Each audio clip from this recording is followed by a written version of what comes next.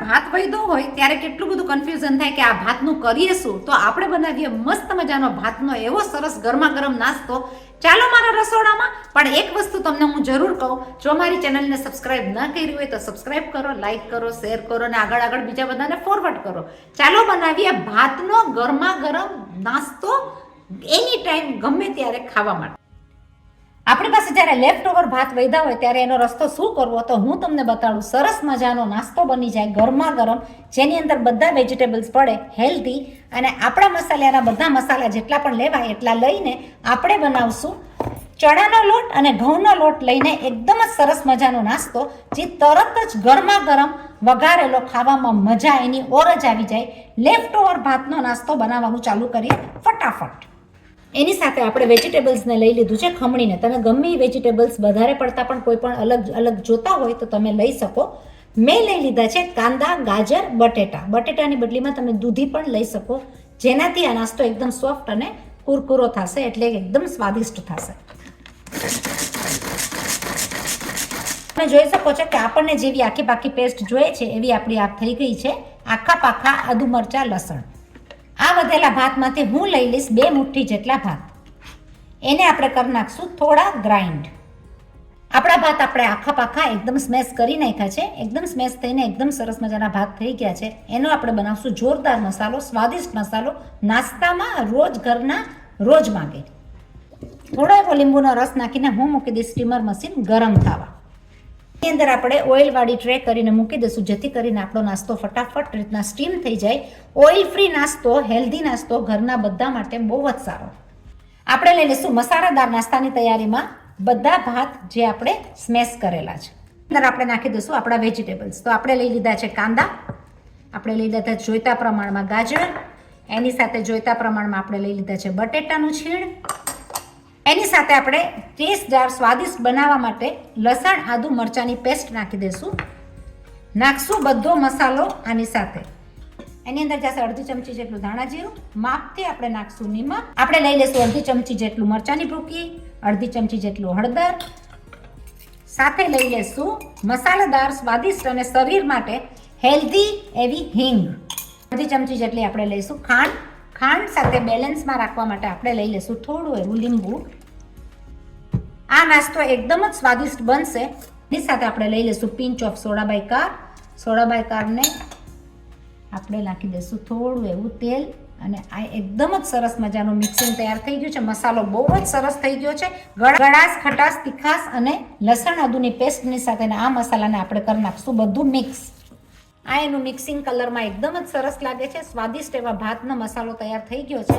એની સાથે આપણે લઈ લઈશું 100 ગ્રામ જેટલો ઘઉંનો લોટ, 50 ગ્રામ જેટલો ચણાનો લોટ. જોઈતા પ્રમાણમાં લઈ લઈશું એની અંદર ધાણા, મેથી, પાલક, તમે કેનો પણ ઉપયોગ કરી શકો. આ બધી વસ્તુને આપણે કરી નાખશું એકદમ મિક્સ.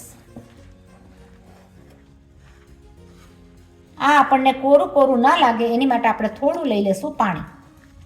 એને બનાવી નાખશું રસદાર, અને એકદમ જ સરસ મજાનો આપણો આ નાસ્તો તૈયાર થઈ ગયો છે. ભાતનો વધારેલા ભાતમાંથી સ્વાદિષ્ટ નાસ્તો ફટાફટ તૈયાર થઈ જતા સોફ્ટ, ખાટો, મીઠો, તીખાશથી ભરેલો સ્વાદિષ્ટ નાસ્તો આપણો તૈયાર થઈ ગયો છે. આપણે એને લઈ લઈશું સ્ટીમરની અંદર. આપણે આપણો ગરમા ગરમ વધેલા ભાતનો નાસ્તો પાથરી દીધો છે સ્ટીમરની અંદર. આપણે એને થવા દેશું 7 થી 8 મિનિટમાં. સોડા બાયકાર નાખ્યા હોવાથી આપણું આ સ્ટીમર ફટાફટ થઈ જશે, પાકી જશે. પાકીને આપણે જોશું કઈ રીતના જોઈએ છીએ, કઈ રીતના વઘારીએ છીએ. જુઓ આગળ વધેલા ભાતના નાસ્તાને જોવા માટે આપણે ખોલીને જોશું તો આપણું આ 5 મિનિટમાં તૈયાર થઈ ગયું છે અને પાકીને એકદમ સરસ તૈયાર થઈ ગયું છે. આપણે એને 5 મિનિટ માટે ઠરવા દેશું અને પછી કટકા કરીને કરશું જોરદાર મસાલેદાર વઘાર. આપણે કરી નાખશું એના એકદમ સરસ મજાના પીસીસ. આ એકદમ પાકીને સરસ તૈયાર થઈ ગયો છે. 5 મિનિટની અંદર ફટાફટ ઉતાવળના ટાઈમમાં નાસ્તો આ બની જાય છે. ગરમા ગરમ નાસ્તો લાગશે બહુ જ ટેસ્ટી, સ્વાદિષ્ટ. જરૂર બનાવજો. આનો કરશું આપણે વઘાર. ગરમ નાસ્તો તમે સોસ સાથે પણ ખાઈ શકો, ચટણી સાથે પણ ખાઈ શકો અને વઘારેલા એમને એમ પણ ખાઈ શકો. જુઓ કેવા સરસ મજાના પીસીસ આપણા પડતા જાય છે અને આપણે કરશું એને વઘાર. આપણે નાખી દઈશું તેલની અંદર વઘાર માટે રાઈ સાથે નાખી દઈશું જીરું સાથે નાખી દઈશું કરી પત્તા એની સાથે પડશે થોડી એવી હિંગ. આપણે લઈ લઈશું ચીલી ફ્લેક્સ થોડા,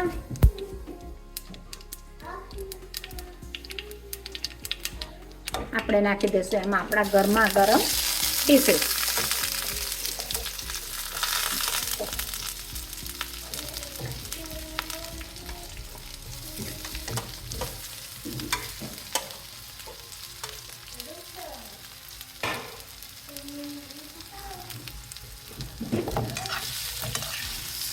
પાંચ મિનિટની અંદર આપણો આ સ્વાદિષ્ટ નાસ્તો તૈયાર થઈ ગયો છે.